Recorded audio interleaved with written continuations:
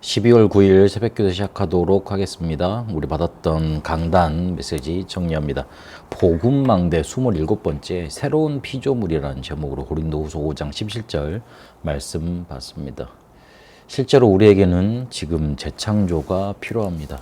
우리가 만나고 있는 현장과 현실 속의 흐름들 자세히 쳐다보면 실제로 우리에게 재창조가 없으면 안 되어지는 그런 상황들입니다. 후대의 현장은 완전히 망가져 있고 그리고 죽어 있고 실제로 우리 현장 속에 하나님이 원하시는 전도운동의 흐름 정말 이게 있는가 확인할 수 있어야 됩니다. 그래서 하나님은 우리에게 재창조의 응답을 주시려 하시고 재창조가 필요하다는 건 그거 깨닫기를 원하십니다.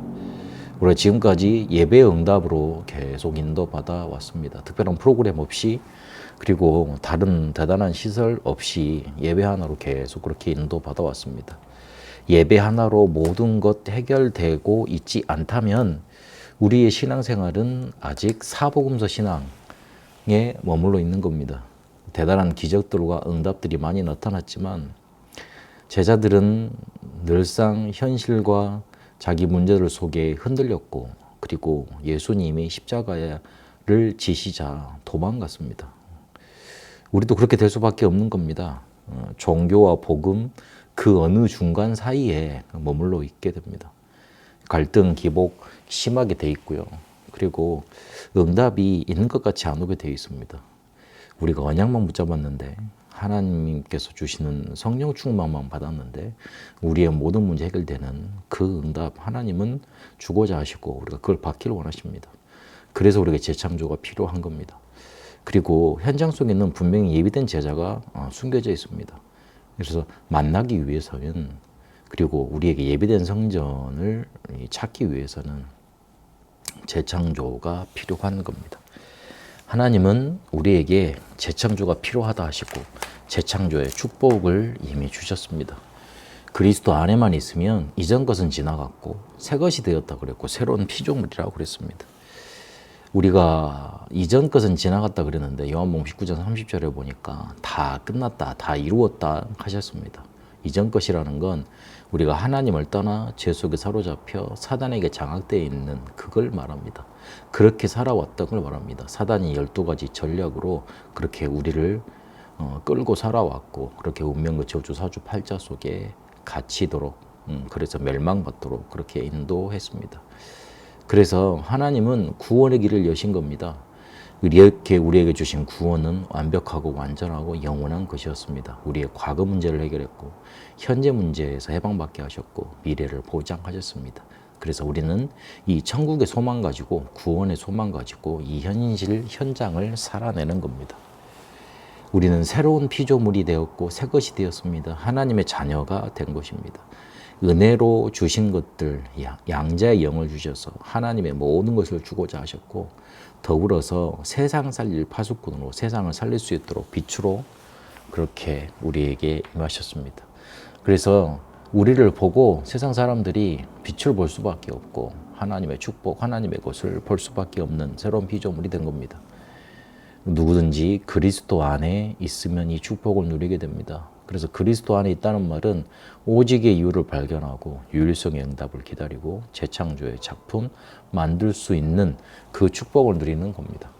왜 그리스도를 강조하는지 절대 불가능을 먼저 발견해야 됩니다. 이러면 절대 가능이 보입니다. 제자들이 분명히 실패할 것 미리 아셨기 때문에 보혜사 성령을 약속하셨고 성령 충만을 약속하셨습니다. 그래서 우리의 끝을 이미 정해 주셨습니다. 그리고 끝까지 갈 수 있도록 인도해 가십니다. 그게 재창조의 축복입니다. 재창조의 작품 만들어질 때까지 우리는 인도받아야 됩니다.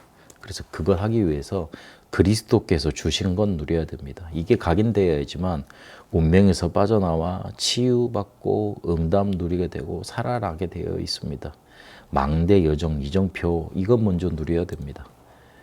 그리고 오늘과 지금을 누리는데 기도 속에서 늘 누리면 됩니다. 이게 뿌리 내리게 되어 있습니다. 그러면 과거 상처 속에서 벗어나와서 실제로 오늘 지금 이것 속에 하나님이 주신 것 가지고 생각해서 미래를 살리게 돼 있고, 미래는 확신과 언약 속에서 준비할 수 있게 됩니다.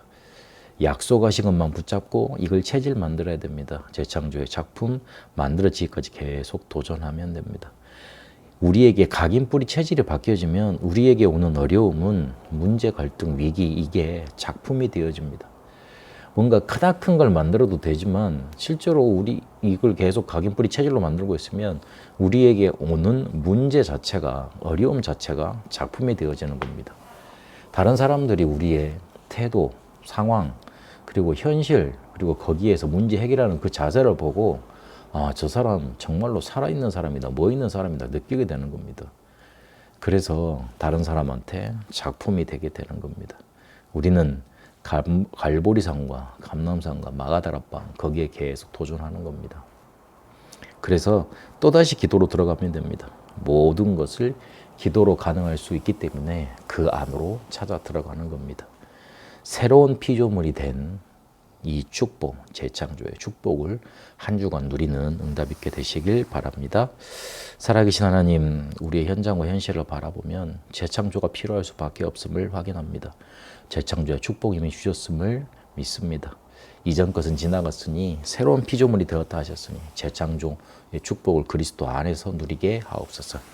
재창조의 작품 만들어지도록 인도받게 하옵소서. 살아계신 우리 주 예수 그리스도 이름으로 기도합니다. 아멘. 개인 기도로 인도받도록 하겠습니다.